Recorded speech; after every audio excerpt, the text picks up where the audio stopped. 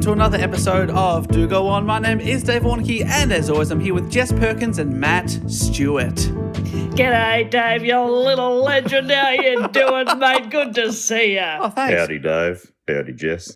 Guys, great to be on here with you. And if you could keep that character up while, Jess, you explain what this show actually is. Thank you so much. Well, you little ripper, what we do here at Do Go On is we love to have a bit of a yarn, and one of the three of us goes away and researches a topic, and usually the topic's been suggested by one of the listeners. And we go away, we read some books, we watch some docos, we browse wikipedia.org, and we research a topic, we bring it back to the other two. We have a bit of a learn, a bit of a chat, and really it's all about the friendship. And we always get onto the friendship with a question. Every friendship That starts with a character question. walked all across Didn't it just? the world.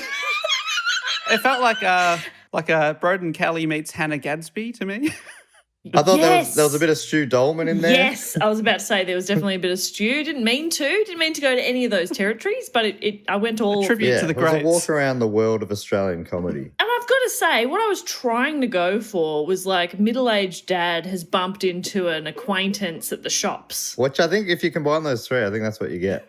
Okay, great. Yeah, that's sort of what I was going for. Was g'day, Barry. Not middle-aged, recently retired dad. It's funny because what was middle-aged to us when we were kids, Yeah, we are middle-aged now. we keep thinking of them as middle-aged, but they're now near death. You got young, middle-aged, near death. Or long dead. The four states of being. So I'm the one doing the report this week, as old mate Barry down the shops told you. So I'm going to kick off the report today with a question. I went with a pretty gettable, Dave, because you're a geography expert. Can we give Jess first crack at Yes, this one? I'm just going to say the Caribbean. Okay, well, that is incorrect. Jess, you get the next crack at it. What is the capital city of Argentina? Oh, of Argentina. Can Dave help me? I think so. Okay, it's not Caribbean. Okay. That is It's two helpful. words. I'm going to know it. B-A. It is Cara? Buenos Aires. Yes, it is. Dave, can we get a pronunciation check there? Buenos Aires. Great. There's a few names and places in this report that I'm going to do my best on. That's all we ask. Great. So this week's topic is about a big Buenos Aires bank heist, aka the robbery of the century, which happened in 2006. So it was an early call. I love it. Nah, we're calling it. This will not be topped. I love a bank heist. Great. Yeah. And this is a real fun one, I think. I should say, when I say I love a bank heist, I don't condone them. I don't want to take part, but the stories are exciting. Have you ever been asked? No, that is something that hurts me to my core. I didn't want to go on the heist anyway. Yeah, whatever. I don't even like heists. Just want to be included. All right. So this one was suggested just by the one listener, Tommy Highland from Columbus in the great state I of thought his name was Ohio. going to be Tommy Heist. Oh, so close. Tommy Heistland. Tommy Highland is a fantastic name, though. Yeah. Let's get that on the record. And he gets to live in God's country, Ohio. So jealous. All right, you guys ready? Yes. Let us begin. Let's heist. Let's heist. Do you reckon that's what they said? To get going. Everyone put their hands in. Let's heist. The count of three. Let's heist. At 12:38 on the afternoon of January the 13th, 2006, this is a Friday the 13th, by the way, Wow. the local police received a call. 12:38 in the afternoon, local police received a call. A bank robbery was in progress at the Acassuso branch of the Banco Rio, one of Argentina's big banks. The police arrived at the scene in time to find the robbery still in progress. They set out a perimeter while they figured out their next move.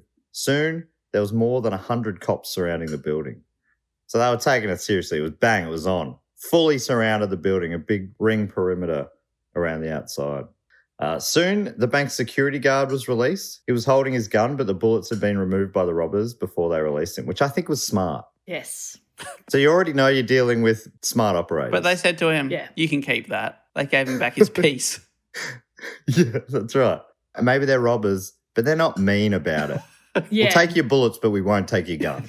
Because actually, at that particular establishment, like, he wasn't just given the gun. He sort of had to, like, buy it. He had to BYO gun. And he's like, that cost me a bit of money. Yeah. It took him like 3 months of wages before he had a gun. Exactly, yeah. You got to earn it. He's like, I've only just got this gun. For the first 3 months, he was the security guard with a brick. That's all he had. Yeah. Just standing there in the corner. Brick and 3 bullets. Yeah. And you know when you start a new job and you feel like the new guy, it's so much worse when you don't even have a gun. Yeah. I felt that before on day one of my office job. Yeah. Everyone else has got one. Yeah. I've just got a brick. What do I do with this? I don't know. Fill out an Excel spreadsheet or some shit. So the security guard told the police there were hostages inside, which makes sense that, you know, it was a daylight robbery. There were people in there going about their banking business. And then soon after, one of the hostages, a young man, was released. He just sort of came out the front door, happy days. Holding his gun. Yeah, he was holding his gun, no bullets. Then one of the robbers came to the front entrance holding a woman hostage. You know, classic hostage holding sort of scenario, I guess. He had removed the bullets from the woman, though. Holding a woman with no bullets. He was sort of just having a peek outside, I guess. And what he saw was that the bank was entirely surrounded. So he freed the woman and he ran back inside. Police were able to ascertain from those who'd been released that there were 5 robbers, all wearing different outfits to disguise their identities. Bit of a kind of like Buonaserian village people in some ways. There was one dressed as a surgeon. A surgeon. Yeah, one dressed as a surgeon, so a doctor surgeon. One wearing a ski mask, yes, you know, the ski man. Then you had one who was sort of dressed real sharp in a tailored grey suit. He also had a beautiful mustache. Is it fake? I'm picturing Poirot. Rude to ask if it's fake, Dave. Honestly, that's not much of a disguise. At the moment, if it's not a fake mustache, that's just a man with a mustache wearing a nice suit. That's his disguise. Yeah. Usually I dress really casual, so people will not recognise me in this. Who's this sharp-dressed man? And then there was another wearing a balaclava and a baseball cap over the top of long blonde hair. And then the robbers were holding 23 hostages. So I've just got to say, do you think that they had a meeting where they just turned up on the day of the robbery, they said BYO disguise, and they all got out and went, a surgeon? What the fuck? Yeah, no, none of that made any sense. Yeah, there was no connection at all. Very haphazard. No. 2 guys in like ski mask balaclavas and one guy dressed in a beautiful suit. Yeah, I thought you said fancy dress. Yeah. And one guy has a toy stethoscope and he's like, what? What? I've always wanted to be a doctor. I didn't know what we were doing. I'm just here for the adventure. The guy in the suit's like, you know, my wedding got cancelled and I've been waiting for an opportunity to wear this. She left me. Sharon. I'd like to dedicate this robbery to Sharon. Sharon. That doesn't happen enough. Dedications of robberies. This one goes out to Shaz. I would take a man back in a heartbeat if he robbed a bank for me. Oh, if someone dedicated the robbery of the century to you, that's an act of love. That's romance. The police were able to establish radio contact with one of the robbers who referred to himself as Walter. Walter said he was aware they were surrounded, but they weren't ready to give themselves up. They had guns, but they didn't want anyone getting hurt. In this veiled threat, Walter also said that he'd hate to see another Ramallo.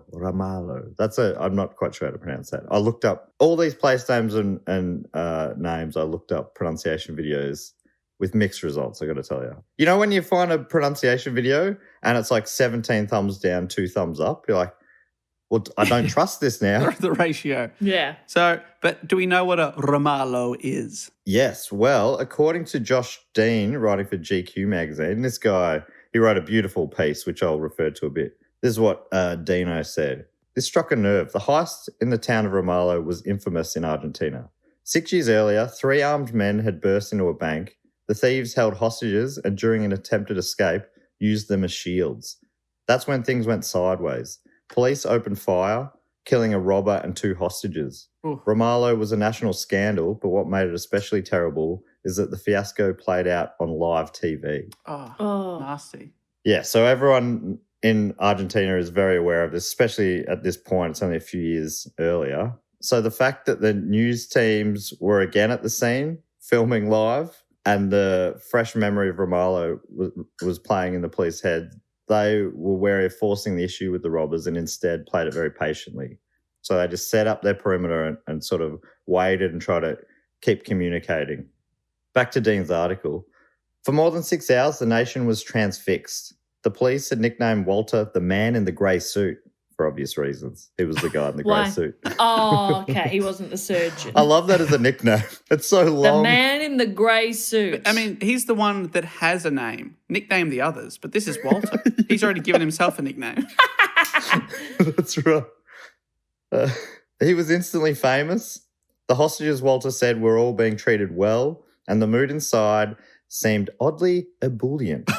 At one point, Walter and another robber could be heard singing happy birthday to a bank employee whose phone had been buzzing with birthday messages from friends and family. Oh, my God. What a terrible birthday. They bring out a cake from the staff room.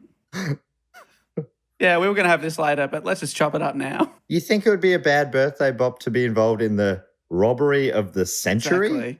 To be a hostage in the robbery of a century, yeah. You're part of history, But Jess. I mean, the man in the suit is singing at you.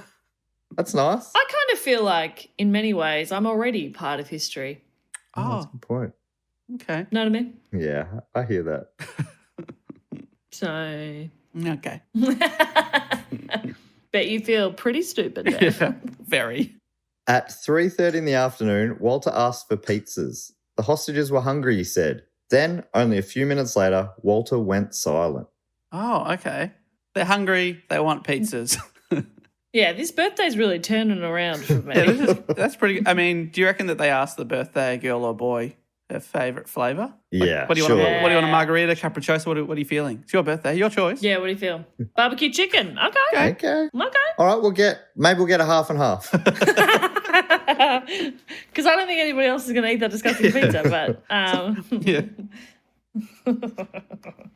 So he went silent. The police tried to reconnect with him, with Walter, but each attempt failed. The clock kept ticking with no response or any signs of activity from inside the building. So the police's patience wore thin after waiting around 3.5 hours. They were really going, we can't do a remark. We don't want to storm it. But after 3.5 hours, they were like, we got to do something.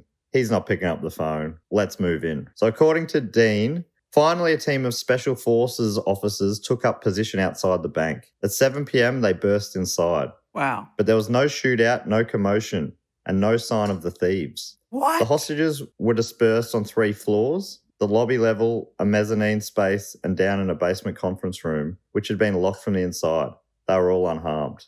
They'd vanished. And were the hostages like tied up together or something? Yeah, hostages were all secured in their separate areas. All right, because if they hadn't been and they'd locked themselves inside. Yeah, no, we're having a good time in here, actually. Kathleen's birthday's really this taken it party's to the next going level. off. Sleepover club down in the vault. Yeah, we decided to do a summer party for Kathy's birthday. We were having so much fun. Like, we thought, why end it now? This is great. Let's take this through to tomorrow. The best staff party ever. So, but that is remarkable. They're surrounded on all sides, but they're no longer in the building. What the hell? And it wasn't until detectives reached the basement that they discovered what the robbers had truly been after. There, in the expanse of the bank's subterranean level, hundreds of reinforced steel safe deposit boxes lined the walls. These safe deposit boxes were a gold mine. The reason they were so valuable is because of the collapse of Argentina's national banking system in 2001. 5 years earlier, there was a big banking crash in Argentina. This collapse led to many people losing their life savings. Millions of people were affected. So Argentines stopped depositing their money into the banking system.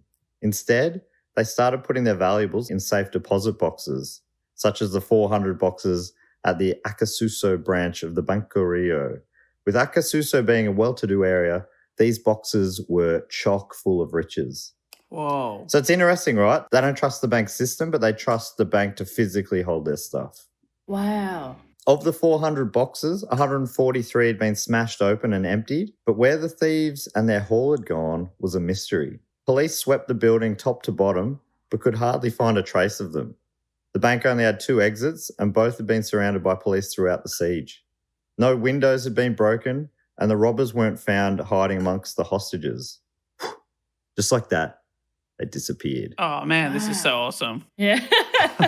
I'm going like, I reckon they've sort of disguised themselves. They've taken off the doctor's outfit and they're hiding as if they're hostages or something. No, they've put on the pizza boy outfit. They've walked out Yes. after the drop-off. Yes. They're like, hang on, didn't only one pizza boy drop the pizzas off? Now there's 5 of them. That's weird. Yeah, one of them dressed in a beautiful tailored suit. Now they're all a lot of people need to carry these pizzas. They're all getting on the back of that one scooter. This is kind of impressive. So the police did find a few things left behind by the robbers. There were bits of hair, as well as a battery pack, some toy guns, and a tool they assumed was used to crack open the boxes.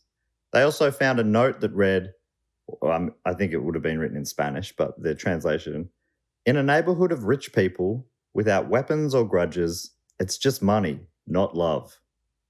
Sounds poetic. Yeah. Kind of baffling beautiful. as well. Almost like they were, were they trying to put the cops off the scent or give them a clue? It's strange. Yeah, that's like a Robin Hood sort of like, hey, don't worry about it. It's amazing you say that because they have sort of become known as like Robin Hood type thieves because they stole from the rich. They didn't do the second part of it. Oh, right. But I mean, But they really nailed the first part. they're half Robin Hoods, they're Robins. But if you consider yourself poor and you're taking from the rich and giving to yourself, I mean, you could probably justify it in your own mind. Hey, I'm giving to the poor here. That's true.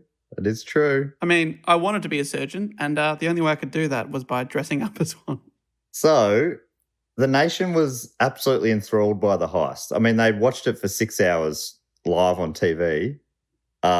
And then, everyone's got their theories of what's going on. The police are on the hunt, but they're battling. They have no real solid ideas of what has happened here. Credit cards that were stolen from the safety deposit boxes started being flagged after being used fraudulently. The police arrested and investigated many people who'd used the cards, hoping they'd finally found the perps. But alas, they all turned out to be dead ends. Oh. The mysterious gang of robbers had got away with an estimated $20 million worth of booty. Booty. But how much jewelry did they steal? We're idiots. They just had the patents for like famous butts. This is the insurance for Kylie Minogue's butt. Remember that? I think there was at one point she took out $1 million insurance on her butt or something. Well, got to be worth more than that. Inflation, I forget. This is 20 years ago. Is that per cheek though? So that's 2 million maybe. Well, that's a great question. I'll take that on notice and I'll come back next Please. week with an answer on Please. that. So they had no viable leads. They were baffled, the cops. This was until about 5 weeks later when a jilted partner helped unravel the whole thing. Oh, that's right. She left him at the altar. That's The man in the grey suit. It's you, Sharon. Like when you said that, I'm like, not that far off, Dave. But before we get to that, let's go back to the beginning, which was years before the heist. Okay, so according to Dean, it all began with Fernando Araujo. Apologies for the pronunciation. Araujo. I'll practice this a bit. I don't think I've nailed it, but I'm going with Araujo. Do you either of you speak Spanish? Okay. And how am I sounding there?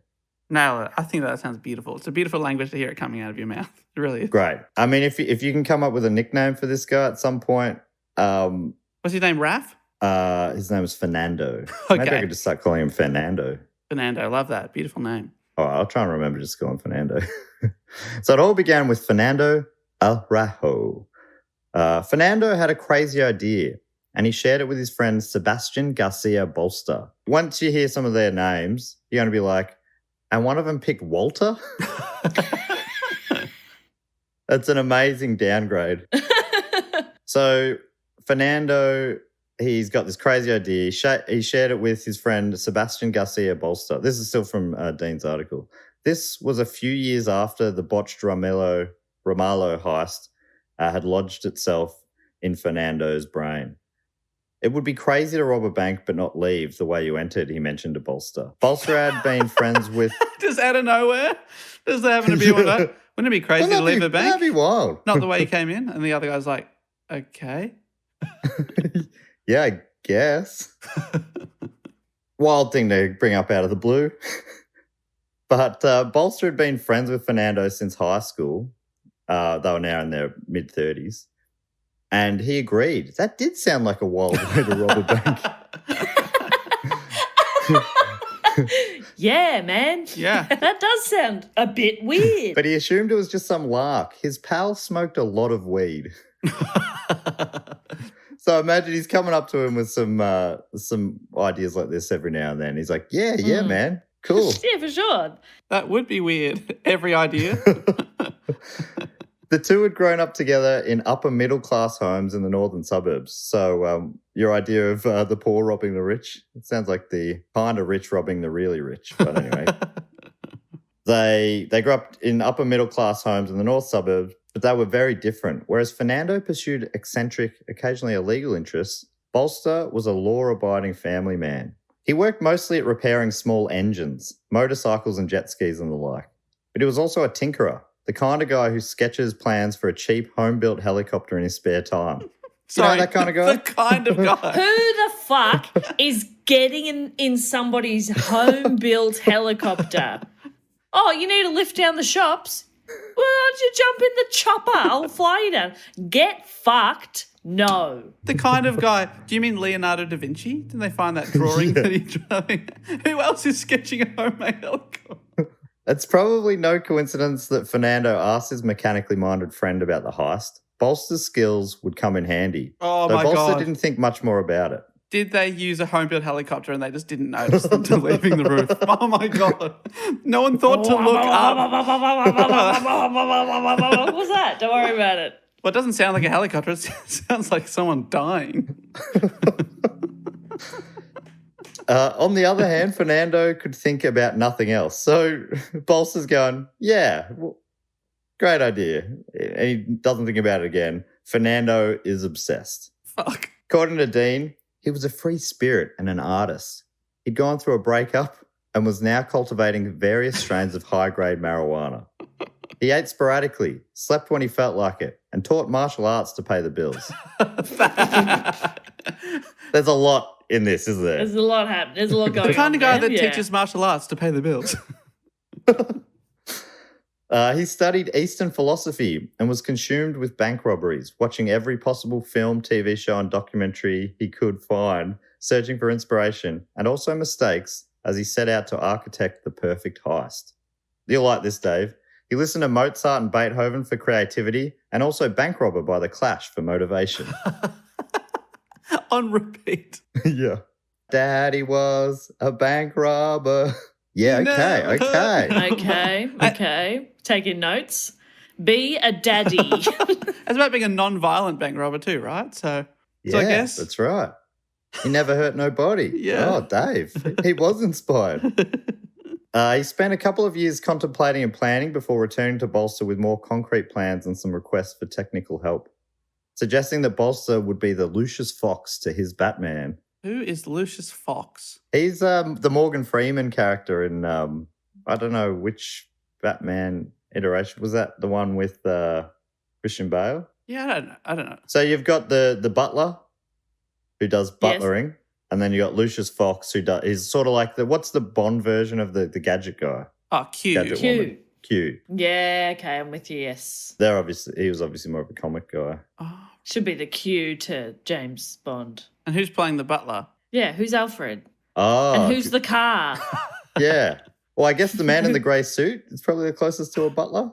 Yeah, okay. And so the doctor is the Batmobile. Oh, I was going to say the homemade helicopter is the Batmobile. No, you would think that, but no. Who makes a helicopter? So good. Yeah, Morgan Freeman played him in the Nolan series. Right on. Bolster wasn't immediately convinced. Firstly, he wasn't a criminal. Secondly, having once worked at a bank, even being an employee of the month, he knew they were no easy target. And I've been employee of the month. Hey, I've worked in banks. Hey, I've been employee of the month at banks. Okay? Yeah, but I've worked at lots of banks and nearly never were they heisted, so I think they're pretty difficult to do.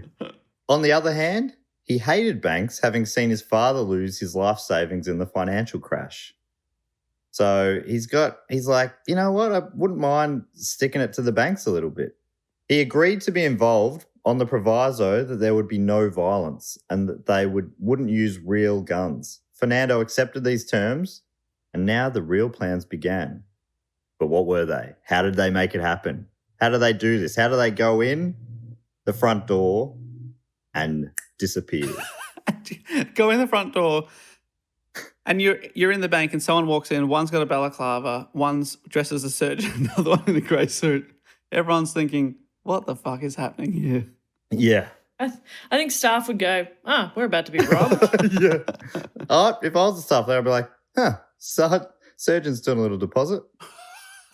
Must be payday at the hospital. That makes sense. I see lots of surgeons come in every week on payday. Okay, so this is how it all went down. So I'm gonna read the next little bit from Dean's article in GQ. Fernando's years of contemplation had landed him on an audacious and complicated plan. He would arrive and exit using a tunnel.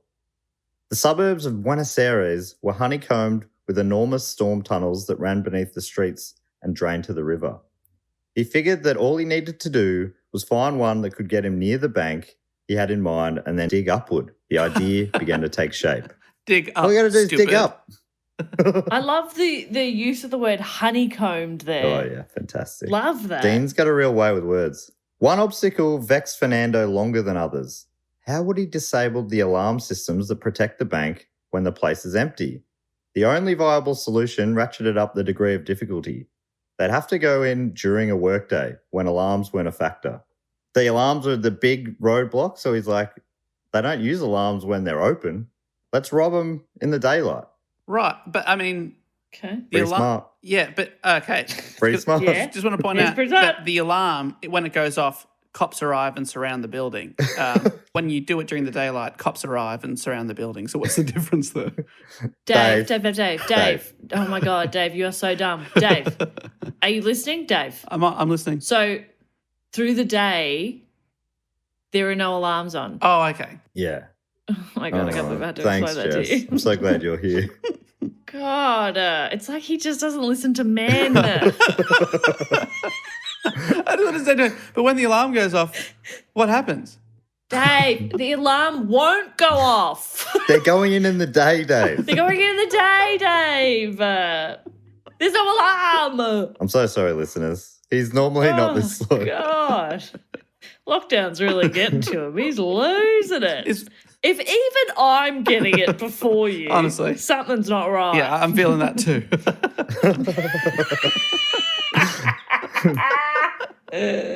Ow. So this is where the plan goes to another level of genius. The plan was to stage a fake bank robbery, attracting the attention of the police, while the real robbery was going on downstairs with the lockboxes in the basement. Oh. So all that stuff with costumes and that's all, it's like a sleight of hand trick. How fun is that? That's fun. So they're not the people actually robbing downstairs. They're just babysitting people in the lobby. There's a bit of to and forth. I'll get into that soon. Honestly, this guy should have just written a movie and made money the legal way. Well, he does that later. Great. Of course he does. You know, Genuinely. fucking awesome. I mean, he's conquered martial arts. He's conquered homegrown hydroponics. Obviously, Hollywood's the next step. Helicopters. He can do it all. No, that's a different guy. You're confusing Lucius Fox with Batman now. Yeah, no, but he brings on the guy. I mean, without Batman, Lucius Fox, who is he? That's true. That Yeah. is true. It's all about delegation. I didn't know until about 3 minutes ago, but still, who is he? So to pull it off, they would need to recruit a crack squad of thieves and ne'er-do-wells. How often did they do well? Nah, that's a Gary Coleman line, sorry. I'd written ne'er-do-well. I'm like, I don't use that word, which made me think of that fantastic Gary Goldman line. You wrote that word. That wasn't like written in an article or something, you chose to use the word ne'er-do-well. Oh yeah, we're back. We're well back into one. Do you think Dean would use words such as that? How do you even spell ne'er? N-E-E-R. Oh, amazing. It's short for never, I think. Never. Amazing. But who's got time for that? Yeah. I'd rather say nah. Nah. Nah. I'm a ne'er-do-well. Ne'er-do-well. So they had their leader / ideas man in Fernando, the Leonardo, if you will. The Leonardo? Yeah. And then they had their engineer / mechanic in Bolster. I guess he's maybe your Donatello. Oh, he's doing machines. Funnily enough, Fernando thinks of this whole, he codenames this whole heist as the Donatello scheme. And he's such a fan. So he's the ideas man. And he even has Donatello tattooed down his arm.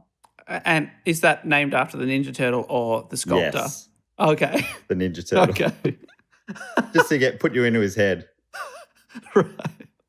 So they've got their ideas man, they got their engineer / mechanic. To their team, they added Ruben Alberto de la Torre, aka Beto, and a guy known simply as Doc, who wasn't the guy who wore the surgeon's costume. These two were veteran bank robbers who were members of the Super Banda, a brazen bank robbing crew who took down banks across Argentina in the 80s and 90s. I love that as a gang name, Super Banda. These guys, as opposed to this heist, Super Banda weren't afraid of violence. They would have shootouts with the cops. Right. And are they coming out of retirement for one last job? These two they're sort of still in and out of it a bit. One of the guys does come out of retirement though. That's so good. The getaway driver is drawn out for one last job. He's like, this is going to put the kids through college. Let's go back to Josh Dean's GQ story. The pair had mellowed with time. So this is what we're talking about, Doc and Beto, or Ruben Alberto de la Torre. I'll just call him Beto from now on though, or Beto. Beto and Doc. This pair had mellowed with time, but their violent pasts made Bolster nervous anyway. He decided that the biggest of his jobs, carving the tunnel from the city storm drains up into the bank, dig up, stupid. What is that from, Dave? Is that something? That's from The Simpsons. That's a Homer Simpson, is it? Who says it? Simpson wisdom. Oh, no, it's when they start digging for treasure under the big T and they keep digging and then they find themselves at the bottom of the hole and then they say, dig up, stupid, to try and get out of it. That's funny. So that's his big job, digging up to the bank. And he decided that was a job best done alone. Because he was the only one who hadn't been to jail before, he hadn't been arrested before. All the others had different levels of criminal histories. So I think he was more comfortable just working alone, could almost justify it like it wasn't.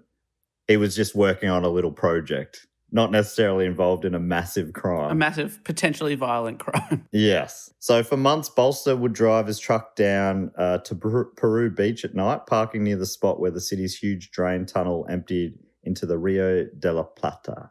He'd slip inside around 9:30 and slosh his way through the labyrinth drain network, hiking for about a half hour to reach the location adjacent to the bank from which his work would commence, which was located beneath a manhole cover in the street. With a hydraulic shovel, Bolster spent his nights chiseling the hard earth beneath the street, inching ever closer to the bank. I've never heard of a hydraulic shovel, but that is so awesome. Yeah. He's the kind of guy that in his spare time would sketch a hydraulic shovel design.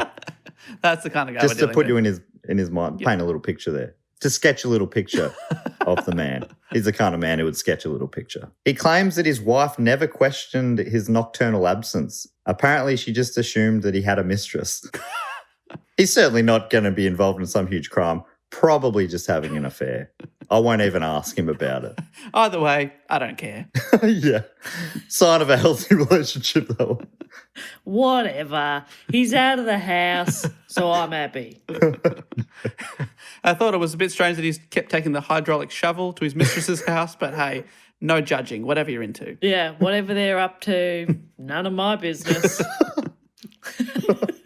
I was just so resigned to the fact, whatever. Hey, not as my long business. as he takes his boots off at the door, doesn't track any mud through my house like also we've talked about. Arrives covered in sewage and stormwater every single morning. Oh, hello, darling. Did you have a nice night? I don't care.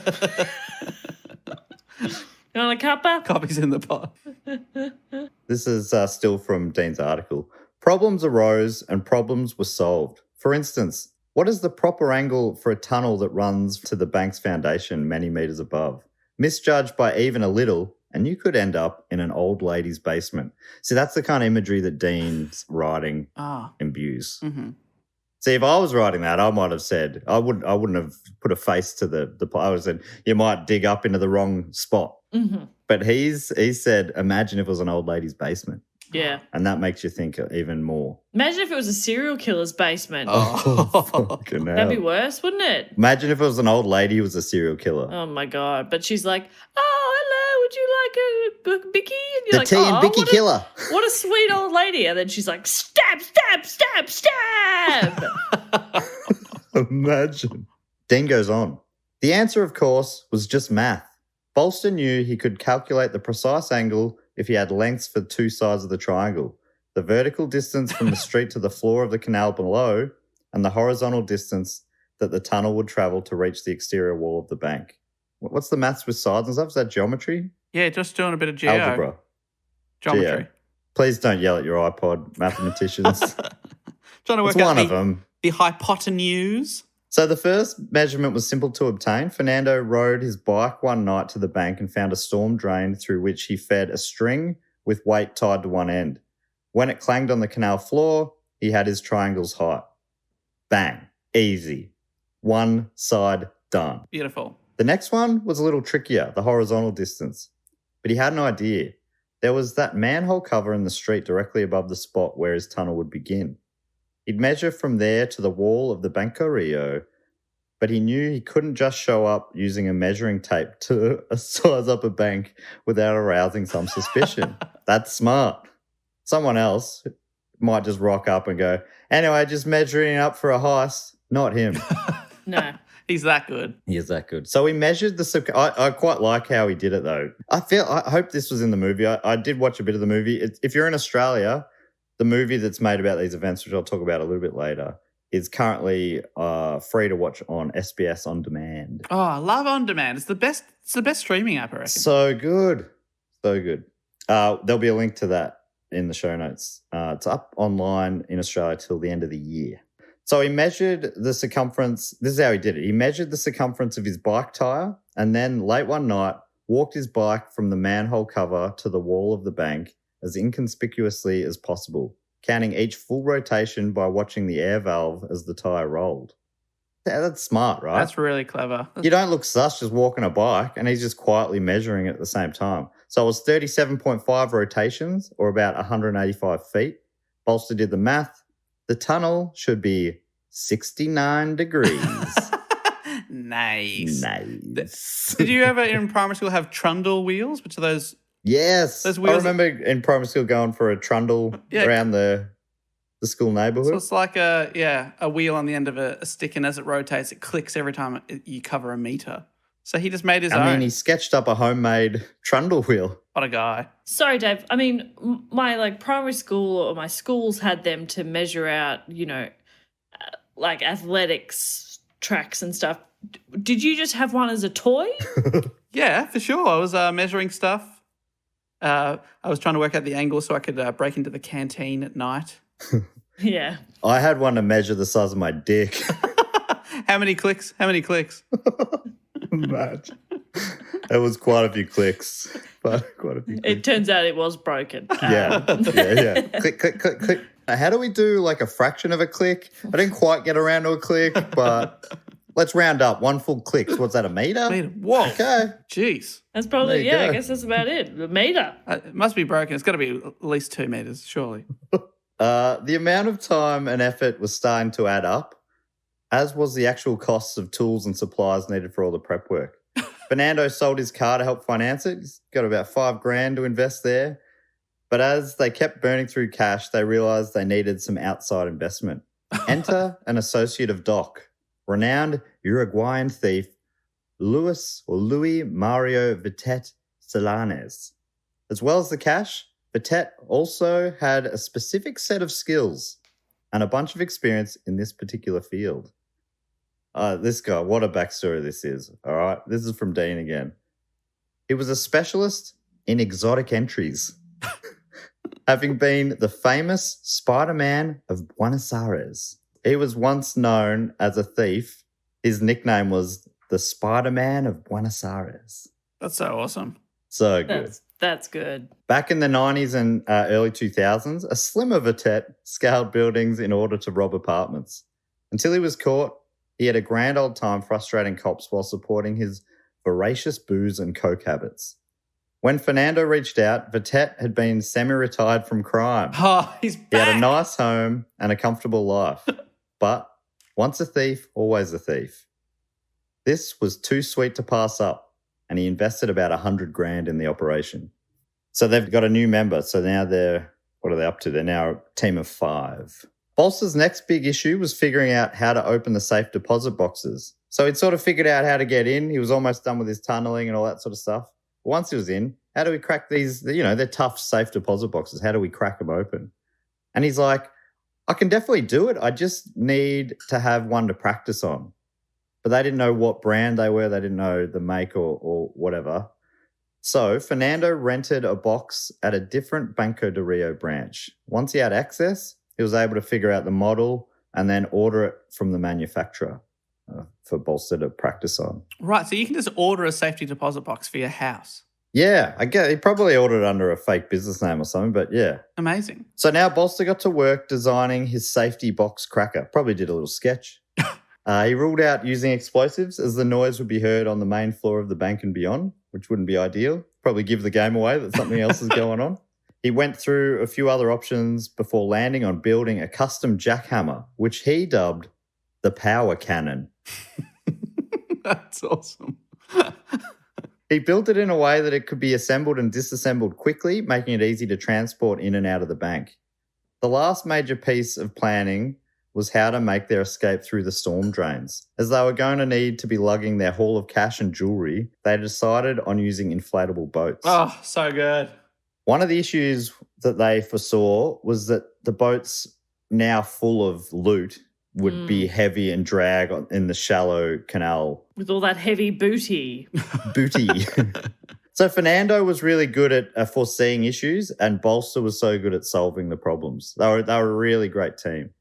So Fernando, he just saw like every step ahead. He's like, what could go wrong here? He figured out all the possible issues, then worked with Bolster to solve them ahead of time. What Bolster did to solve this one was he built a custom dam wall, which he installed in the canal over a number of nights prior to the heist. So the dam wall's built up, meaning that the water level will be much higher and easily able to take the weight of the loot or the booty. Wow. Wow, that's amazing. Yeah, so smart. All right, let's talk it through. This is the big day has now arrived. This is what happened. The crew had grown to 7 members by this point. There was already the 5 we know: Fernando, Bolster, Doc, Beto, or Ruben Alberto de la Torre. I think that might be the best name of all time. That's the only reason I keep saying it, but I should just stick to Beto. And then Vitet, the aging Spider-Man. As well as getaway driver Julian Zala Cheveria, who was another one who'd retired from crime a few years earlier and was brought back in. And then a last-minute addition to the crew whose identity is still unknown, but is referred to as Luis the Uruguayan. According to Dean, so I'm gonna use Dean heavily here for what happened on the day. Are you ready? Yes. So excited. On the day of the robbery, the 7 men went about their regular morning routines and then prepared for their roles in the big play. Some of the gang members met for coffee at a bar. While there, they applied glue to their fingertips, hoping that when hardened, it wouldn't leave fingerprints. Clever? It also looks a bit sus at a bar to do that, though, doesn't it? Yeah, they're just sitting there. I'll get the check, please. Oh, And we you're just don't know how to do nail polish right. You do it on the other side. Trying to pay in cash and it just keeps sticking to your hand. You're trying to hand it over. Sorry about this. We're Sorry. the sticky bandits. Then they set off in 3 vehicles. A pair of cars stolen that morning headed to the bank, while the getaway van, driven by Zala Cheveria, cruised to the pickup spot. Bolster, as usual, worked alone. He drove separately to Peru Beach, parked his car, and entered the tunnel around 7 a.m. that morning. First into the bank was Beto, dressed as a doctor, in a baggy lab coat, followed by Doc, who wore the ski mask. That's so baffling. You two swap. But do they do that to try and throw them off the scent? Is that like... Hello, my name's not Doc. Tell you that much. As you can see, I am not a doc. Beto had pulled out a toy gun he'd taken from his 9-year-old son that morning and flashed it around and told everyone to get on the floor. This was a robbery. Starts making noises. Pew, pew. Yeah, it was fluoro green. But yeah, this is all part of the deal that Fernando made early with Bolster. No real guns. And so they're all toy guns, which they found some of later when they'd left. I guess to help prove that they actually weren't really threatening anyone. Yeah. Not that the people who were pissing their pants know. And their it doesn't matter. Does PTSD probably isn't helped by the fact that they weren't real guns. Yeah. Meanwhile, Vitette, Vitette, there'd be some silence in some of these T's, wouldn't there be? Wouldn't there be? Wouldn't there be? Anyway, I'll pronounce it phonetically and apologise to my Argentinian friends. Meanwhile, Vitette and the last-minute addition, Luis the Uruguayan, drove one of the stolen cars into a garage under the bank. Vitette and Luis carried the power cannon into the bank, shut and locked the garage door, and used the car to barricade it. Then both men joined their friends upstairs, pretending to be part of a frantic robbery that was about to go bad. They were sort of playing a bit of a role here. You know, not only were they doing it to distract from what was going on downstairs, they wanted people to believe that they didn't quite know what they were doing. Fernando hung back outside in one of the stolen cars. He parked alongside the bank and put the flashes on to create the impression that this was the getaway car. He'd filled the back seat with nail strips and oil cans, knowing that cops would recognise these as kinds of things a gang fleeing after a robbery might use to slow down pursuit. As the mastermind strode into the bank, he wore a baseball cap and a ski mask pulled tightly over a long blonde wig, plus sunglasses. Man, that's such a strong look, I think. That's hot. It was such a convincing disguise that when Beto saw him walk in, he put the gun to his head. And hey, we're robbing this place. Beto, Find another bank. Find another bank. Beto seems a bit dim. Each man now had a task prescribed by Fernando. Vitette would deal with the cops, Luis and Beto would subdue the hostages, and Doc would go to the cleaning room and activate the final man, Bolster.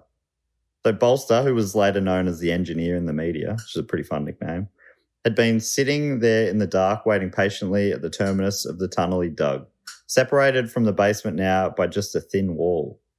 Doc arrived and carefully broke the wall from the inside, trying not to leave any debris, and greeted the engineer. The game was on. So rather than going through the floor, he's gone through a wall. Is that right? Yes. So he's come up. Yeah, so I guess his basement is dug into the ground. Oh, man. So good. Upstairs, the gang emptied drawers. Vitette sat atop a counter and stepped into his lead role as Walter the Negotiator, a charming man with a fake mustache, a tailored grey suit, and a yarmulke. It was his job to buy the men in his basement the time they'd need to empty the boxes, luring the police into believing that the standoff they were now engaged in was the result of a botched robbery. As planned, Vitette released the bank's armed guard and told the police negotiator that this was proof that we are good people.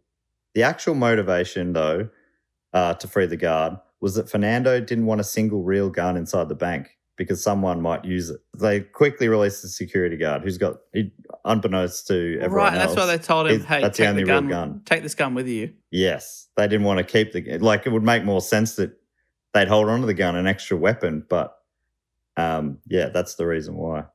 They released the second and then a third hostage, and as part, this was all part of Fernando's psychological strategy to convince the police that they were making progress, that they had the upper hand, and that that time was in their favour. He wanted the cops to think that they had the panic gang surrounded, to lull the police into feeling they were in a position of power. So when one of them went out with the hostage and then sort of ran back inside, that was all part of the play to look like, oh, no, he's freaking out that they're surrounded by cops. It's all just to make the cops feel like they had the upper hand. This is what Fernando told his crew earlier. We must look nervous and stupid, like we're losing control. Also, people watching at home must have sympathy for us, he said. Some free hostages should buy goodwill. On the radio with the police negotiator, Vitet emphasised that the robbers wanted to avoid a reprise of the Ramalho gunfight. He warned that the members of the gang were armed, a complete lie, of course, and they were prepared to shoot their way out. But they really didn't want to do that. A peaceful resolution, Vitet says, was in everyone's interest. Hey, we don't want to shoot our way out, but we will. We will, but we don't want to. Don't make us. Look, this gun's loaded. Pew, pew, see? Yeah. See? Huh? I've got a laser, so... To infinity This is actually a shrink and ray. beyond. Mine Don't make is me a Buzz shrink ya. Lightyear. He doesn't My even son have a did gun. not have a gun. My wife and I don't believe in giving the kids toy guns. So I brought with me a little Buzz Lightyear that I thought might be a bit... So I didn't quite understand the brief. When you guys said you were grabbing some of the kids' toys, I didn't quite understand you meant the guns. I do have a Buzz Lightyear though if we need that. That's very good. I've also got a Mr. Potato Head if anybody wants that. I bought Scrabble, if anyone wants to play. If we've got some downtime, I've really been getting into Uno lately. It's very fun. The beauty of it, you just put it in your pocket, but there's hours of entertainment right there in your pocket. So, but no, you guys all look pretty busy with this heist. So yeah, forget about it. All I'll good. leave you to it, but But if we once do have a again, bit if of you time need later. a Buzz Lightyear, you let me know. So finally, when Vitet got the signal from Fernando, he told the police negotiator to order 6 pizzas. Then he put down his radio and told the hostages that the gang needed to step away for a meeting. Anyone who moved, he said, would be killed. Down in the basement, Bolster worked fast. Fernando had given them all 2 hours, and he started his stopwatch the minute Doc punched through the wall to let Bolster in. So this is when, when I mentioned earlier, there was radio silence for like 3.5 hours. That begins now. Everything they've done up to this point is just to convince them that this is all a real heist and they're panicky. Yeah. So it's believable that they've gone quiet because maybe they're trying to figure out a way out. But Or playing with their toys. Draw 4. Yeah. Oh, fuck! So, but are the hostages, are they staying put because they're afraid they'll be shot or something, or are they tied up or subdued or something? well, the way I read it was that they were, it was more out of fear, but yeah, I'm not 100% sure if they were tied up or not. It's funny that this whole siege didn't even have a wikipedia.org Really? entry. But then I'm just thinking now that it probably does on the Spanish wiki, but didn't check. I mean, who doesn't have a Spanish wiki entry? Am I right? Yeah. Oh, is that the one we've got a Spanish Yeah, we're on wiki the, entry on? the Spanish one, but not the English one. Which, of course, that makes sense. We're huge in Spain. South America, big time. When are we going to tour South America? It was on the cards. Let's work on being able to go back to the studio. Yeah. Let's start with that. Okay, baby steps, you reckon? Yeah, I'd like to be able to go further than 5 kilometres from my house. And then let's see if we can get to South America. Is South America outside the radius? I think so. I'll have to double check. Don't at me, anybody. Don't at me. You're not very good at geometry or I'm algebra or whatever it's called. I'm not good at it. Just figure out the hypotenuse. I don't know what that means. So it took Bolster 20 minutes to assemble the power cannon, which I just cannot get over how badass that is. Did he yell, "Assemble the power cannon"? If he didn't, what a wasted opportunity. What a loser. So once he'd done that, he was rapidly opening safe deposit boxes, and he kept up the pace for the better part of 90 minutes. Before long, the loot, or the booty, was piling up around him. Looty. Once things were settled upstairs, Fernando and Doc arrived and began to stuff their haul into bags. Fernando knew they couldn't linger. The stalemate upstairs wouldn't last all day. They knew that eventually the cops are going to go, we just have to force the issue here, which would have been pretty nerve-wracking. They're hoping that they've done enough to put them off for the 3.5 hours was a great result, but really, if the cop who was in charge was more of a hothead, maybe they would have gone in a lot quicker than that. I think it was smart to reference that publicly known botched case. Oh, yeah, that's right. That feels right. like it was a key part of it. Yeah. Oh, that's right. Last time on live TV, this went horribly wrong. Yeah, you're right. We won't storm it. When it was time to go, Bolster took the tool apart, lowered the pieces to Luis the Uruguayan into the tunnel. So he took away the power cannon. I almost didn't say it right, which would have been a travesty. So the tool that they left behind wasn't the real tool. It was a bit of a red herring. The tool they left behind to make the cops think was what they used to crack open the cases. Oh, the Buzz Lightyear? Yeah, they left a Buzz Lightyear doll and they're like, no, that must be what they used. How'd they do it? Tell us your secrets, Buzz. To infinity. I'm listening. And beyond. Yes, go on. So Luis is down in the tunnel. He's taking the power cannon and the loot down into the boats. They then assembled a series of fake bombs that they created and scrambled back through the hole, followed by Beto and Fattet. So all these things they left behind were kind of just to put the cops off the scent, just red herrings to confuse them a bit. That left Fernando and Doc to finish up around the basement. One sprayed bleach, hoping to destroy any remnant DNA, while the other grabbed fistfuls of barbershop hair from a bag and tossed them around in order to further stymie investigators. I was wondering what was with the hair. So that is just to confuse people. Yeah, exactly. Finally, the two men cleaned all evidence of the wall breach from the room where Bolster had entered, ducked into the tunnel, and moved a heavy cabinet in front of the hole. To anyone who entered the room, it would appear to be an empty, untouched storage space. The big cabinet just fully blocked the hole in the wall. And you wouldn't even, like, at this point, no one's thinking that that's even a possibility that they've dug their way in. So no one's looking for a big hole in the wall or anything. The five guys piled into the first boat, which had an engine, and hooked a line to the trailing raft, which held a mountain of bags loaded with loot, plus Fernando, who stood atop it like a conquistador.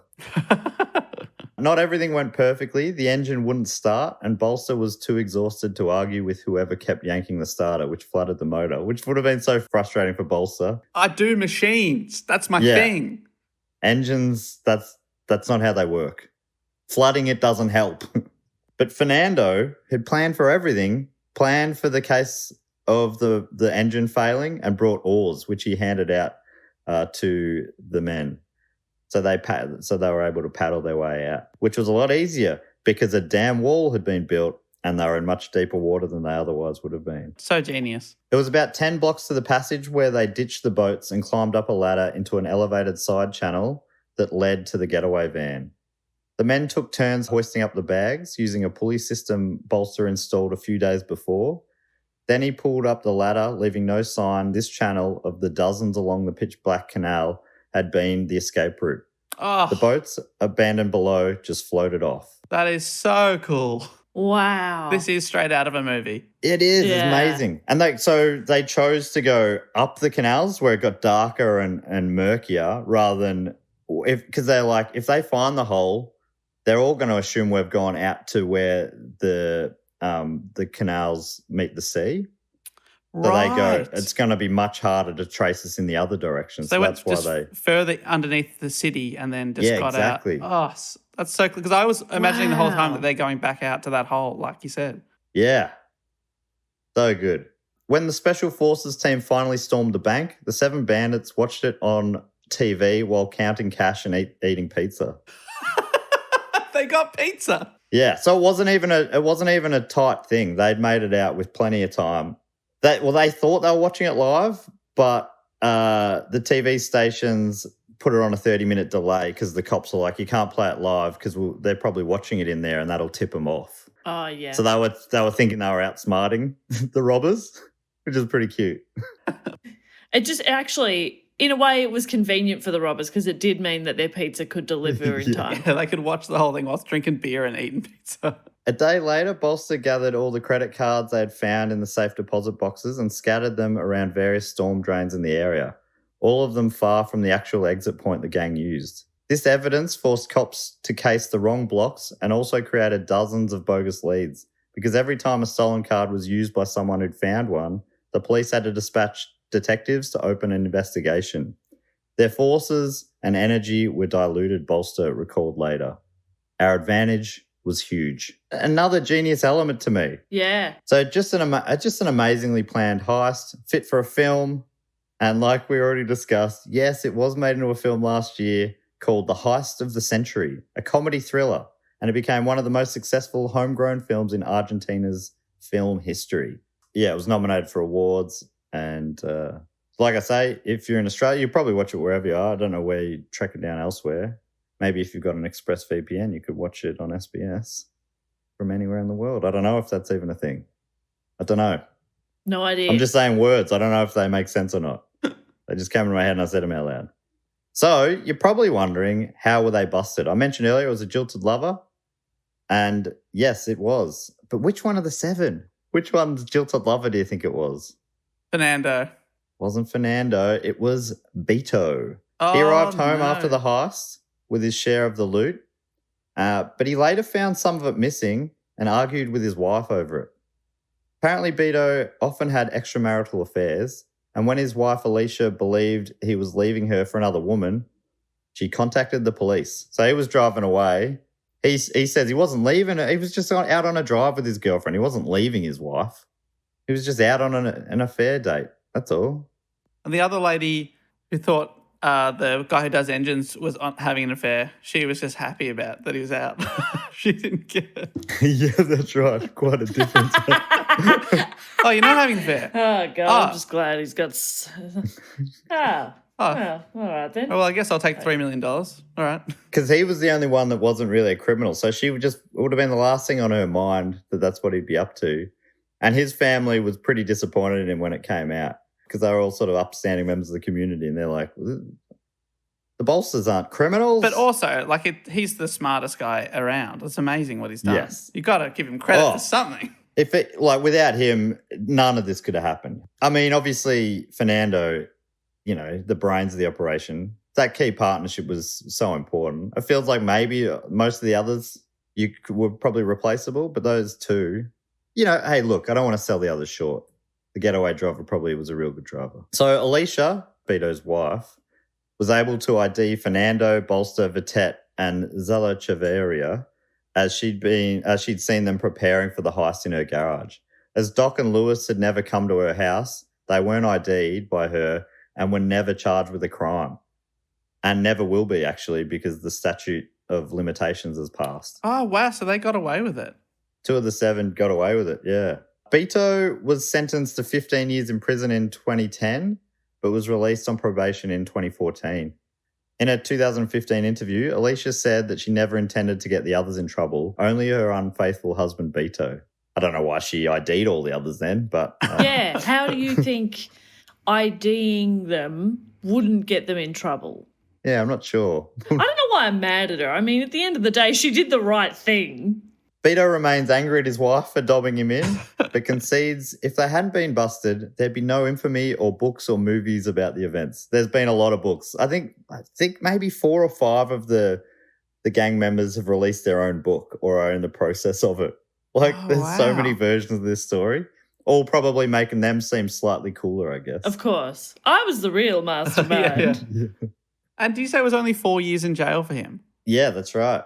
Yes, 4 years after being sentenced to 15. Yeah, it's a big... Got an early probation. Big drop. Beto played a small role in the film. He played the cop who arrests the actor playing himself. That's fun. I love when that happens. Yeah.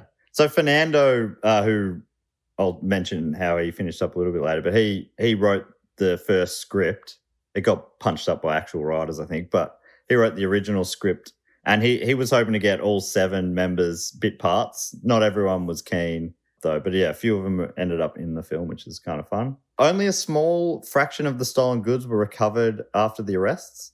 Interviewing Beto, Dean asked where the rest of it was. And Beto replied, when they arrested me, I got a big knock on my head. I can't remember. Guys, why are you laughing? That sounds pretty serious. Yeah. It sounds like he had a head injury. You okay? He You should could get just- medical attention. You can just picture him winking as he's saying, right? Eh? Oh, you know what? It's the craziest thing. I have no idea. Anyway, I've got to go move my yacht. Yeah. Which has got unrelated booty in it. That's different booty that I found in a legal way. So as for Vitette, in the aftermath of the robbery, he became the most notorious, with the press dubbing him the man in the grey suit. So cool. You know what would be better? The man in the grey soup. Oh, that sounds yuck. Grey soup. Yeah, but it's intriguing, isn't it? Yeah. Tell me listening. more. You're like, hey, dude, why is your soup grey? He built up this whole character, Vitette, about the man in the grey suit, because he is Uruguayan. Apparently, he told some journalists that he practiced disguising his accent by putting coins in his mouth. So he'd talk with coins in his mouth. He also took acting classes before the heist to play this the Walter character. And they're doing improv, and he's always like, all right, I'm a bank robber. I'm a bank robber. They're like, no, not this time. Not this time. Okay, I need a location. A bank. Occupation, robber. Fuck. Every time. But depending on the interview, he'll say that, oh, no, that's not actually true. That's just my character that I came up with. The man in the grey suit is a different guy. I'm the guy playing the man in the grey suit, and he comes up with these wild stories. Quite a beautiful tapestry he's weaved. So is his character extremely muffled because he's speaking with coins in his mouth? Get on the floor, everyone. Get on the floor. Sorry, I can't understand you. Sounds like Marlon Brando. Go on the floor. You come to me. Coins are very useful to actors because famously David Suchet perfected the walk of Hercule Poirot by putting a coin between his buttocks and learning to walk whilst holding the coin up, and that's how he developed that little shuffle that Hercule Poirot. And Dave, what colour suits does he mainly wear? He loves a grey. And he has a mustache. Oh my goodness. Oh my God. And he's always speaking with coins in his mouth. Oh my God. It's all making sense. And he's always speaking with coins in his butt. After he was sent to prison, this is Vitette we're talking about, the man in the grey suit, he had his sentence drastically cut due to a legal loophole. As he was not an Argentine citizen, he was able to have his sentence cut in half if he left the country and never returned. You get out of here.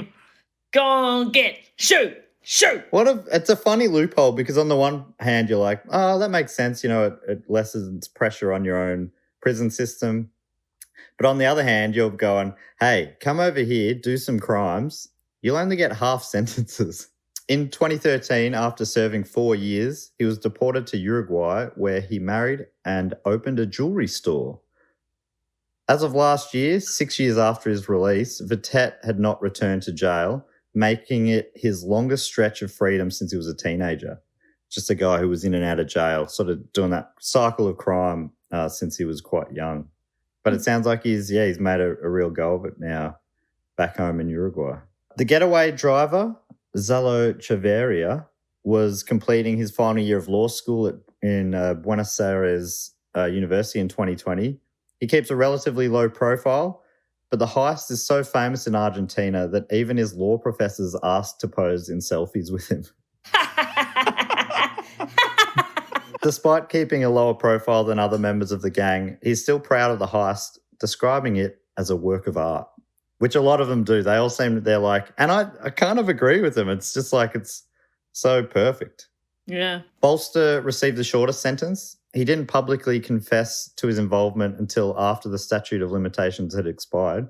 I think he pled guilty sort of under duress, but publicly he's always like, you know, the judge, apparently he'd say stuff like, well, the judge found me guilty and you got to trust the judges, I guess. So I guess I did it, you know, but he would never say, yeah, I did it. Not until statute of limitations finished, and then he did a TV interview where he was like, yeah, I did it. Yeah. Yeah, 100%. Yeah. Of course it was me. Big time. And I was a mastermind and I'm a genius. So that's why in the meantime, before he publicly admitted it, Fernando, who was still his great mate, never referred to him by name when he was telling the story. That's why he called him the engineer. That's cool. Kind of sweet. Never threw him under the bus, which is nice. He has since said, Bolster, that apart from the opportunity to seek revenge on the banking system, what appealed to him most about the heist was the challenge of it, saying, yes, it's a robbery, but it's a technical challenge too. Of the film, Bolster says it's been written to be much more exciting than the reality, saying, the truth is too boring because we made no mistakes. Oh. Whereas in the film, you know, the film, they have to make it all like, oh, they just got out before the cops stormed the building and they accidentally left more evidence, you know, all those sort of things. Otherwise, it's sort of like you watch a film, you're like, oh, yeah, they really just nailed that. Look at them. I'm not feeling tense at all in this thriller. Yeah. I'm not at all thrilled, but I am impressed. That is a man who considers his only weakness that he cares too much. Yeah, that's right. I'm probably too punctual. Yeah, I guess. He's a real pain in the ass in job interviews. Yeah. Oh, gosh. Finally, the leader of the gang, Fernando, is now out of jail. So they're all out of jail now. So none of them did huge amounts of time. They all did a little bit, but no one did huge amounts of time. So he's out, and it seems like he's working full-time as the guy from the bank heist. He's written a book, which led to the film we were talking about before, which he wrote the first versions of the script. He also plans for a TV series about the heist and also a documentary. So, yeah, he's just created his own cottage industry around that one fateful day. Like the others, Fernando also thinks of the heist as a work of art. As Dean writes, the point of the robbery was to steal money, but it was also to make art. Over time, Fernando has come to see this even more clearly. I'm not a bank robber, he says, suggesting that he is something more. Maybe getting caught was inevitable. After all, executing a crime this perfect and then never getting a chance to take credit for it is a little like owning a Picasso you can't display. And that is the end of my report about the robbery of the century. That, honestly, the term robbery of the century obviously bigs it up a lot, but that lived up to it. That was awesome. Yeah. That was Amazing. a great story. I couldn't believe I hadn't heard of it. Yeah. Yeah, me either. Wow. It's really cool. So good. And what do you think of the movie? I haven't watched it the whole way through. I've watched the first third of it. And I like it. It's fun. And, you know, it looks like it's got a decent budget and all that sort of stuff. Yeah, awesome. Which is funny. Having watched a lot of low-budget Brendan Fraser films over the last 12 months or so, it's always a real thrill to see a little bit of budget in a film. Don't get used to it. Yeah. No, but I'm going to watch the rest of it tonight. I'm looking forward to that. I started watching it and then started thinking, this is a dramatization. It's going to sort of cloud my thoughts of the actual events. You know, when you start to, like, that happened to me with The Crown. I started thinking like I was remembering history.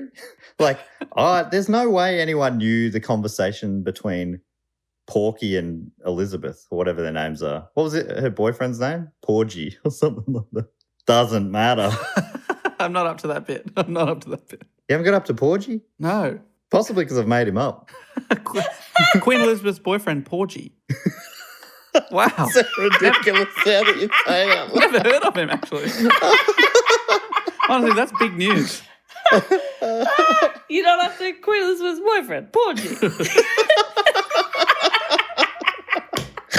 Everyone, oh my God, Dave, how have you missed this big cultural reference? Dave, Queen Elizabeth's boyfriend, Porgy. We all know Queen Elizabeth II was having an affair with Porgy. It's embarrassing I have to set it up with Queen Elizabeth's boyfriend. He's like Fergie. Yeah. Like, you just say Porgy. It's like Adele. We all know Porgy. There's only one Porgy. Beyonce, Adele, Porgy. No one even knows his last name.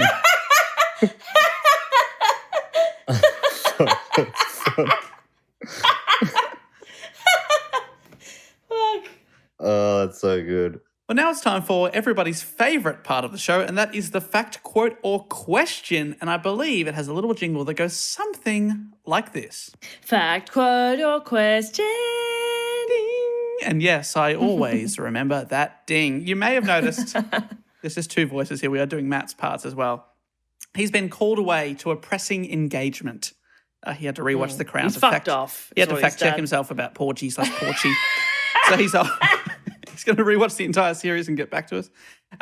So it's JP and I now flying through the section of the show that we dedicate to the people that support the show the people that we love, through Patreon or through dogoonpod.com. And basically, we've been doing the show now for nearly 6 years. We're coming up to our 6th anniversary. And the only way we've been able to do that without missing a single week is that people support us online. They pledge either through Patreon or dogoonpod.com. And in exchange, you can get a bunch of stuff like bonus episodes. We put out 3 every single month. We just did another episode of Phrasing the Bar recently on gods and monsters. And it was a critically acclaimed piece, which was yes. good, starring Ian McKellen and Brendan Fraser. It's a lot of fun. There's lots of good stuff. So you want to get involved. So this week I get to take over the role of reading some of the facts, quotes, and or questions, which I take very seriously, Dave. Looking ahead, 3 facts, 1 quote this week. Oh, good to prepare yourself for that. So I love a good fact. We love that, don't we? These people are on one of our upper levels. There's different levels. You get different rewards. And one of them is being able to submit a fact, quote, or question or brag. These are for the Sydney Scheinberg Deluxe Package Memorial people. Rest in peace. And they also, I believe, get to give themselves a title that we read out, Jess. That's correct, yes. So first cab off the rank this week is Alex Batchy, giving themselves the title of Do Go On Secretary of Transportation. Oh, fantastic. A very important role. Very important role. We are real divas about our transportation. Who else is going to book the limos? Yeah. I'm not doing it. Oh, no way. Alex, thank you so much. And Alex has given us a fact, and that fact is, hi, Dave, Jess, and Matt. I've been a big fan since I listened to your very first episode in my high school study hall. Now, 6 years later, I've just graduated college as a civil engineer, so I finally have the $25 a month that you all definitely deserve. Oh, so nice. That is so now, lovely. my fact. All the way back in episode 94, the collar bomb heist, one of the co-conspirators, Marjorie Deal Armstrong? Yeah, that's right. She was had the butter room. Yeah, was sent to prison in Cambria Springs, PA. Oh, my God, I cannot read today. This is not going to bode well. Hopefully you'll remember that. What you may not know is that the prison used to be a college called Alliance College, and that is the place my grandparents met in 1958. They've been married ever since and frequently take trips back to their old campus to see what's new, though they don't often see much because, it's a prison. They still go back. Oh, yes, I remember that. I still go back. So I used to do our tutorials there, and that's cell now. Alex writes, I hope that was at least a dull fact, but fingers crossed it passes Jess's high standards to be a fun fact. Anyways, thanks for all your laughs. Don't forget to come to Pittsburgh on the US tour. Alex, thank you so much. It's so nice that you've been listening for such a long time. It's crazy that you were listening in high school and now you've graduated college. Oh, little boy's growing up. And I'm sure that's kind of happened to a lot of people who sort of listened through, lots of growth and formative years. That's really, really lovely. And that is, I would say, that's a pretty dull fact. Gotcha.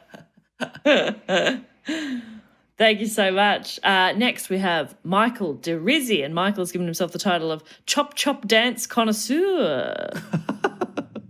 Everybody did the chop chop? Yeah, a very important role that hopefully Michael takes very seriously because we need our Chop Chop Dance Connoisseur to be the consummate professional. Absolutely. And Michael has also given us a fact. And that fact is Alex Smith, NFL quarterback, in 2018 suffered a horrific on-field leg injury which required him to be operated on 17 times. Oh. Jesus. And if that wasn't bad enough, his leg became infected and it nearly had to be amputated, and he nearly lost his life as a result. This is not my fact, Michael says. There's more, apparently. In 2020, Smith has recovered and has helped his team earn a spot in the playoffs, and he also won 2020 NFL Comeback Player of the Year award. This is my fact. Is it fun, Jess? That's pretty. I'm amazed. I'm amazed. I am in awe. I am awestruck. Is that an awe-inspiring fact? Yes, that is a fun fact, Michael. Wow. See, I love to hear these stories about people overcoming horrible things and, like just being strong and brave. But I just know that in that situation I'd be like, well, I'm done. And what is so wild, I'm looking up Alex Smith now, he's 37. It's not like he was now. So he came back at 36. It's not like, you know, he was a young 19-year-old. He'd already been playing for years. So the dedication to go through those surgeries to come back is quite amazing. That's an amazing fact and a fun fact. Thank you, Michael. Sorry, just to follow up, he retired the following year. So went through all that. Fair enough. Oh, amazing. Okay, our next fact quote question comes from Mike Shirley. Mike Shirley's given himself the title of Exhausted Dad. And Mike has also offered a fact, says, Hi, I have a quote of sorts, which is interesting. You've said a fact, but you've a quote. First, though, a bit of scene setting. On a couple of occasions, you've referenced the Queen of the infomercial, Her Royal Highness Suzanne Paul. Have we? Have we? Queen of the infomercial, Suzanne Paul. Okay. I always thought she was a New Zealand phenomenon. Never realised she made it across the Tasman. Anyway, as a man of similar vintage to Matt, I recall the early 90s, at which point Miss Paul, at an arguable height of her power, dipped a toe into the music scene. She released Do the Blue Monkey, a song every bit as cringe as you'd imagine.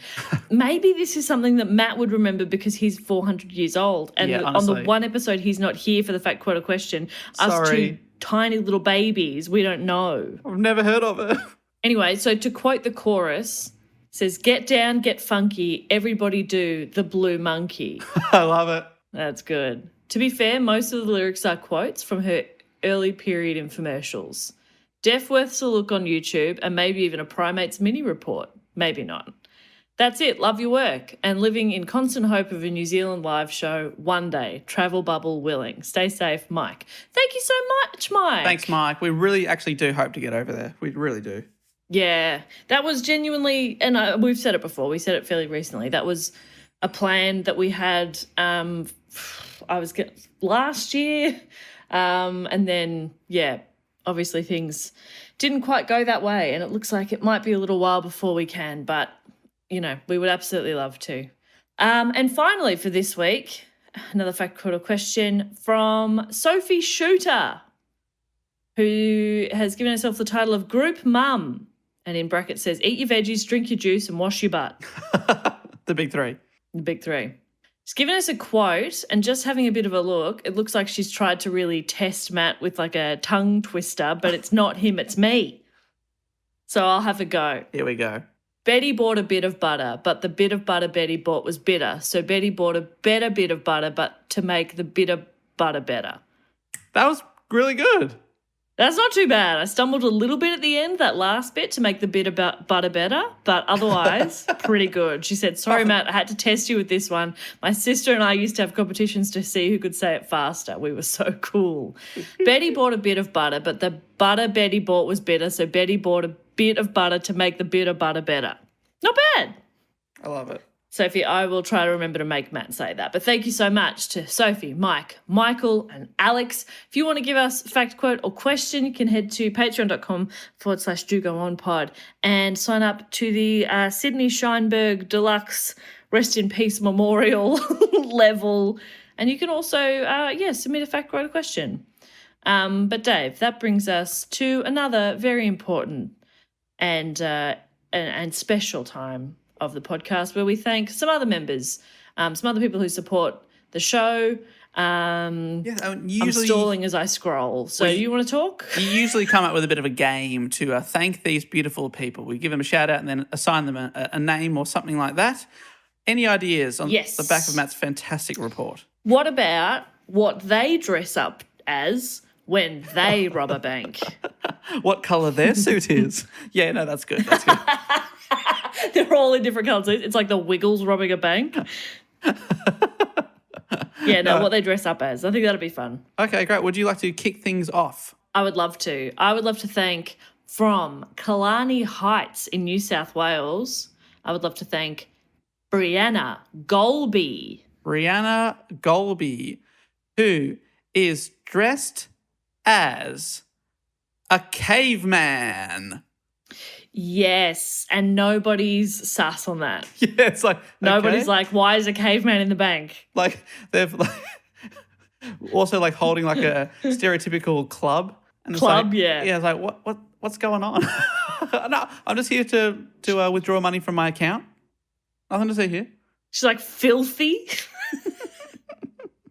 And she's got a little checkbook, but it's all just like cave drawings. I love that. It's That's like you've great. really committed to this bit, but it's strange. Brianna, fantastic work. Thank you so much. I would also love to thank from Collaroy in New South Wales, Erin Horrigan. Erin is dressed as a lobster. Yes, that's so good. Big old lobster costume. I was going to get Humphrey a lobster costume that I saw for sale, That's really cute. but a human-sized one is even better. Yeah, even better. Walking into a bank. I got a message on Instagram from Pet Barn in August saying like they're reaching out to people trying to get people to buy like costumes or like send out costumes to dogs whose parents they obviously think are somewhat influential to get like Halloween costumes for their pets. Oh my goodness. And they mentioned a bumblebee, and I was like, imagine Goose in a little bumblebee suit. He'd be such a cute little bumblebee. And did you sign up for this? I have not. I may still, but we'll see. Dog influencer. That's a dream career right there. Dogfluencer, that's the dream. That's little Goosey's dream. He's got to start, paying some rent. Yeah, that's right. I would love to thank as well from, what's this, Sunapee or Sunapee? Sunapee. In NH, or is that New Hampshire? New Hampshire. Or New Hampshire, as I believe they say. Actually, that's not true. Shire. It's fun to mispronounce your names and make you angry. It makes them so mad. I would love to thank Matthew Hahn. Ooh, Matthew Hahn is dressed as Elton John Yes. and will only respond to Elton or Mr. John. Mr. John. Is it like a classic Elton look or just sort of like quite flamboyant, big glasses? You're like, oh, that's Elton. Big glass, but like a 70s Elton John, yeah, like got an amazing hat. His outfit is so large it's hard for him to get through the bank doors. It's quite impractical to rob a bank in, but honestly. Yeah, perfect. And it's like, you didn't think this through at all, but okay. Thank you, Matthew. And finally for me, I would also love to thank from Overstrand in Great Britain and NFK. What's that, I wonder, Dave? Ooh, I don't know. NFK. Let me look that up while you read out this person's name. I'm going to say Norfolk. That's my guess. Oh, gosh, I hope so. Imagine. It does look like, Jess, you are right. It does look like Norfolk. Get out. GB-NFK. This is on the Wikipedia page. If it's wrong, I apologise, but it does seem like it. Well done, Jess. Well, from Overstrand in Norfolk, I would love to thank Eleanor Hairsign. Ooh. Ellen Partridge, Or of course. Hair Sigan. Eleanor is dressed as what, Dave? Dressed as an Australian cricketer. Oh, got the baggy green on? The full baggy green. The full whites. It's even coming with the little stain where they've been rubbing the red ball. That's what I was going to say. Does he have the red stain? Got it all. Eleanor. Wow. Eleanor. Holding a cricket bat, and they're like, you can't bring that into the bank. You can't. That's a weapon. She's like, You're yeah, like, no, it's all right. It's a toy. I'm here to rob the bank. Oh, I'm okay. going to rob the bank. I'm going to beat you with this bat. Oh, okay. Right this way. So thank you from me to Eleanor, Matthew, Erin, and Brianna. Dave, do you want to thank some people? I would love to say a big thank you, and staying in the UK from Brighton, it's John Pullen. John Pullen. It's making me think of pollen. I think John is dressed as a bumblebee. Him and Goose. Better look out for his little stinger. That's right. John Pullen. That's his dick. Oh, okay. That's what he calls his dick. John, put it away. Put it away, Why John. is he wearing a crotchless bee suit? Very strange. The only costume place that was open was a sexy place. Okay. And so, you know, Makes he sense. didn't realise that everybody was dressing up for the bank robbery and he panicked. Left it to the last But minute. he looks dashing. Well, I would like to thank now from location unknown. I can only imagine it's deep within the Ooh. fortress of the moles, and that is a big shout out to Ryan Forbes. Ryan Forbes. Ryan Forbes. He was dressed as Ryan Forbes. Yes. Forbes 100, is that a thing? He dressed as a wealthy man. Oh, I was going to say dressed as a $100 bill. Oh yeah, he misunderstood the brief. Come as a rich person. All right. Well, don't rich people have $100 bills? I am the $100 bill. Rich people got lots of cash, and I am cash. He wanted to blend in with the money. On you, Ryan. You've done yourself proud. I would love to thank now from London here. From London, we've got Sian or Sheehan, probably Sian Arnott.